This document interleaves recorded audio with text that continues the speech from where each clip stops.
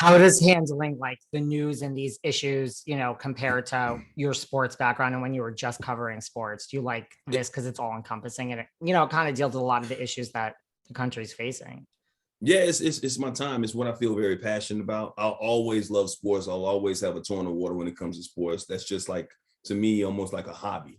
It's just something I enjoy watching: basketball, football, mainly a little baseball here and there. But I just felt the pull because of everything that was happening in the community last year, especially with the Black Lives Matter movement and everything that was going on with this country, and that has been going on with this country for a long period of time.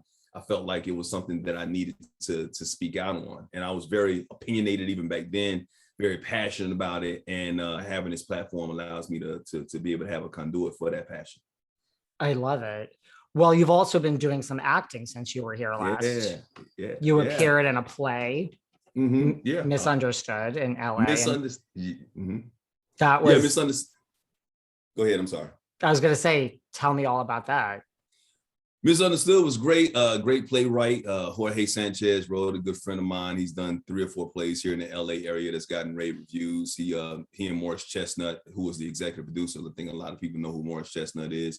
He put it together, funded the play. It's about how we're misunderstood in society, how the Black man is the most misunderstood person on the face of this earth. But not only us, I think Black women also misunderstood too, because we could be going through some trials and tribulations and we might come across as if we got an attitude or we're angry, and it's not anger or an attitude. It might just be passion. It might just be frustration. It might be a lot of things that I think a lot of times other people in the community kind of not necessarily get a pass for, but they aren't as heavily criticized for it, when dealing with relationships and all that type of stuff. So he put this play together talking about these 5 brothers who got together, brothers meaning like Black men who got together and started living in a mansion in Malibu.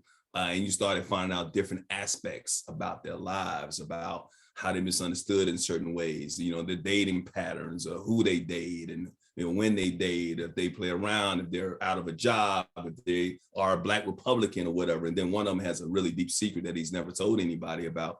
But my role, I play a barber, and I own a barbershop, and I play Rev. And I'm the person that when you go into a barbershop or to a bar, usually the bartender or the barber is the person that you go into your community to get that advice from.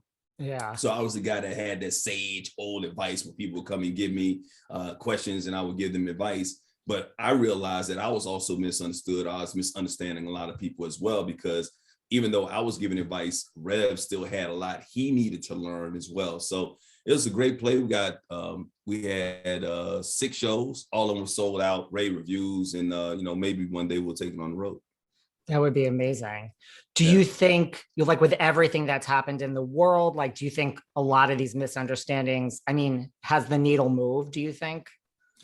I think people in society have learned a little bit more about Black and brown people, and there's a little bit more sympathy. There can never be empathy, obviously, because certain people. I'm sorry. Oh, it's okay. That's my wife. That's Cynthia. If you'd like to call her and have her join us, Mike, I'm not going to argue with that. You know what? I'll see. Sometimes I'll call if I call her and she ain't ready for camera, then I could be misunderstood. Let's just say it that way. Exactly. it could be a misunderstanding. But so I think so. I think a little bit people have become a little bit more sympathetic with the plight. They see what's going on, obviously, with the George Floyd situation that happened last year, where everybody saw when it came to police brutality or the system itself. And so that was a big win, but there's still a lot of progress that needs to be made. So one of the things, like I said, when it comes to BNC, is like we show that sympathy or we show that courage in the beginning when it's hot, but what happens when it goes away? We can't allow it to go back to normal. So that is our plight right now, to make sure it doesn't go back to normal and that we continue to show the progress that we need until the equality is gotten. That makes a lot of sense to me too. Well, you're also now acting as Judge Earl Johnson. You have a current project. Tell me about Judge Earl Johnson. Judge Earl Johnson, I call him no good Marshall, not Thurgood Marshall, but no good Marshall. He is a judge who is really corrupt. I'm in this show called Foster Law, where I don't want to get too much away, but I have a family member who's in a life of crime, and I'm really corrupt. I'm a person that uses his power in law enforcement or in the criminal justice system to get the things that he wants to get done. A lot of times it has to do with himself or for his family. And so I play this judge, and it's a great show. We shot 7 episodes, and I was a recurring character in one of them, and my character continued to grow throughout. So it was the first time I had ever done something like that, where I was in an acting role not on stage, where I played somebody other than myself. It was a lot of fun to be able to get into that character, actually from going from DNC to doing that. And it was a lot of work and a lot of hours where I didn't sleep a lot, but it was just something that I got a taste for. And now it's just something I really want to pursue even more. Was this always in you? Like, was it always a goal to do acting, or did this just kind of all fall into your lap? Yeah, the reason I'm doing broadcasting is because I wanted to do acting. When I was a youngster, when I was a kid, I wanted to be an actor. But I felt like, okay, like going into broadcasting would be something that would be a little bit more stable for me. So I kind of got into broadcasting, got into sports in particular, because I was playing sports or whatever, and I was passionate about that. So it just kind of worked out where I had a really good career, and I still have a good career in broadcasting. Over 26 years, it's still going strong. But it was something I was always hungry about. I would go to the movies. I still go to the movies today, and I'll share a secret with you. And I would get emotional just looking at the actors on the screen and knowing that that's what I'm supposed to be doing.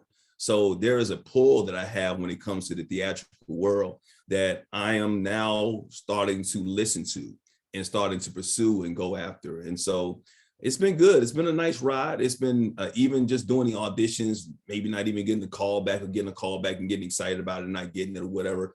All that's been a good process, and it's been a good experience for me, but I feel that pull, and I'm starting to feed that hunger that I've had for so many years. That's good. Is there like a dream collab? Like, if you could act alongside any one or two people, like who's on your wish list? Like, the sky's the limit.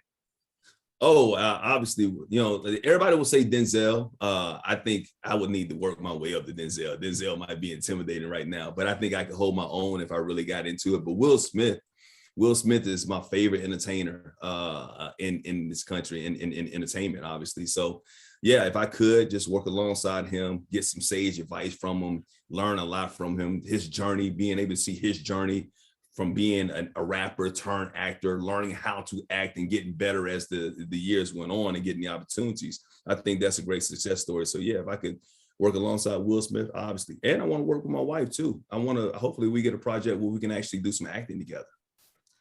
That would be great. Mm-hmm. Well, Mental Health Day passed a while, in the near past. And I know that was World Mental Health Day. And I know, listening to you talk about misunderstood and kind of like what that stands for. I mean, when you were talking, I'm like, you sound perfect for this role. A bunch of people on a journey and kind of coming to terms with like their own story. So I know like World Mental Health Day was special for you because you kind of went through your own struggles, as was spoken about in your book, Open Mic. Mm. I think the last time you were here and we talked about your book, which is great.